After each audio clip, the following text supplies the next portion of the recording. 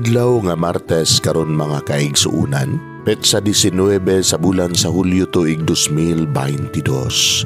Ang pagbasa kinutlo gikan sa Ebanghelyo sumala ni San Mateo, Kapitulo 12, versikulo 46 ngadto sa 50. Samtang nakigsulti pa si Jesus sa mga tao, miabot ang iyang inahan og mga igsuong lalaki. Nagtindog sila didto sa gawas kay gusto makigsulti kaniya. Unya, usa sa mga tao didto miingon kaniya, ang imong inahan og mga igsuon atua sa gawas og buot sila makigsulti kanimo. Si Jesus mitubag, kinsa man di ay ang akong inahan, kinsa man ang akong mga igsuon.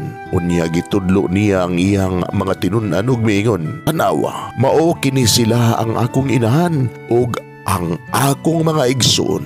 Kay ang akong inahan ug mga igsuon kadtong nagbuhat sa kabubuton sa akong amahan nga atua sa langit.